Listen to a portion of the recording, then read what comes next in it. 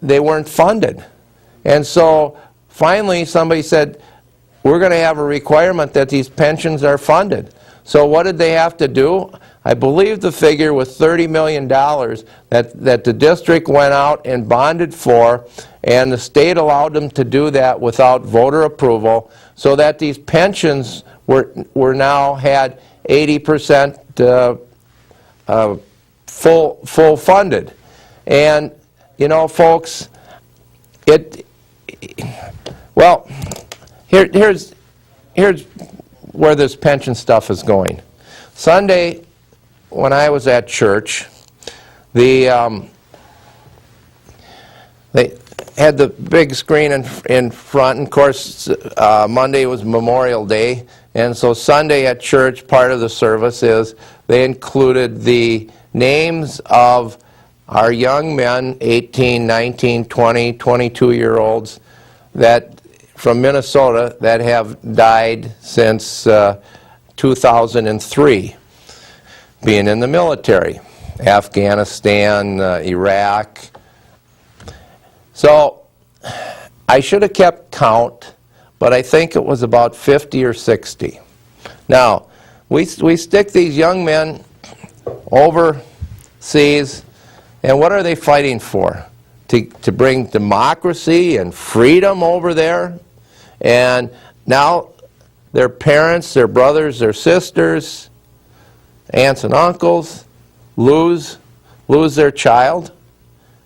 And for what?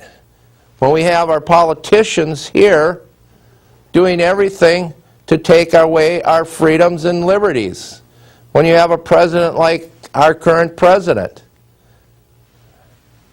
I mean, it just frustrates me that we have our young sons and daughters over there giving what we're losing over here. Then I have to keep equating this. 50 or 60 are dead. And you know, what conditions did they work in?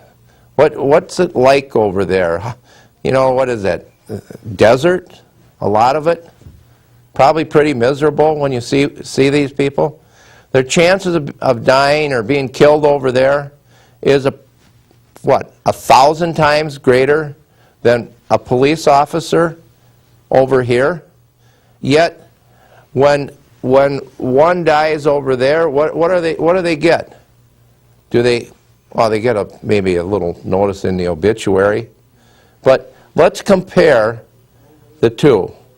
So the police, they get to work in a heated, air-conditioned car or an office. And we have some other issues that are coming here. You know, one of the things that went on is a lot of people asked me to run for the city council. They said, Bob, maybe we can redirect some of the things that the police spend their time on and the number of police officers that we seem to need. And so, but let's look at this. So a police officer, age 50, 55, gets a full pension. These servicemen, they don't get a pension, a lifelong pension, a pension that's equal to their salary. Isn't that wonderful? So for 30, 40 years, they get a pension if you're a police officer, but if you're a soldier and have 1,000 times greater probability of being killed, you don't get this wonderful pension. There's something wrong there. You don't get to go home if you're a soldier. You don't get to go home at night.